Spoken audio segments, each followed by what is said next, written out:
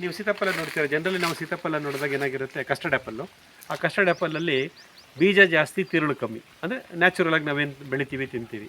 ಅದನ್ನು ನಮ್ಮ ಭಾರತೀಯ ತೋಟಗಾರಿಕಾ ಸಂಶೋಧನಾ ಸಂಸ್ಥೆ IIHR ಹೆಸರುಘಟ್ಟ ಅವರೇನು ಮಾಡಿದ್ದಾರೆ ಅಂದರೆ ಅದನ್ನು ಇಂಪ್ರೂವೈಸ್ ವರ್ಷನ್ ತಳಿ ಅಭಿವೃದ್ಧಿ ಮಾಡಿ ನಮಗೆ ಇದು ಅರ್ಕಾ ಸಹನ ಅಂತ ಕೊಟ್ಟಿದ್ದಾರೆ.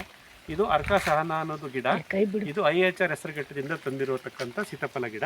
ಇದನ್ನು ನಾವು ಹಾಕಿ 2 ವರ್ಷ 3 ವರ್ಷ ಆಯ್ತು ಇವಾಗ. ಸಾಕಾದ್ರೆ ಇದನ್ನು ಕಡಿದಿದ್ದೀವಿ, ಕಡಿಬಾರ್ದಾಗಿತ್ತು. ನಮ್ಮ ರಸ್ತೆಗೆ ಅಡ್ಡ ಅಂತ ಕಡಿದುಬಿಟ್ಟಿದ್ದೀವಿ. ಇಲ್ಲಾಂದರೆ ಇದು ತುಂಬ ಚೆನ್ನಾಗಿ ಬರುತ್ತೆ.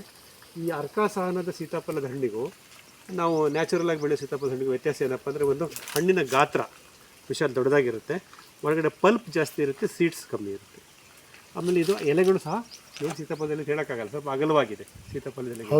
ಎಲೆಗಳು ಸ್ವಲ್ಪ ಅಗಲವಾಗಿದೆ, ಬೀಜ ಕಮ್ಮಿ, ಅಗಲನೇ ಎಲೆ, ಜಾಸ್ತಿ ಪಲ್ಪ್ ಇರತಕ್ಕಂಥ ದಟ್ಟ ಗಾತ್ರದ ಹಣ್ಣುಗಳನ್ನು ಬಿಡ್ತಕ್ಕಂಥ ಒಂದು ಅಭಿವೃದ್ಧಿಪಡಿಸಿದ improvised version of custard apple Arka Sahana ಅಂತೇಳಿ IIHR ಹೆಸರುಘಟ್ಟದಿಂದ ತಂದಿರೋ ಗಿಡ.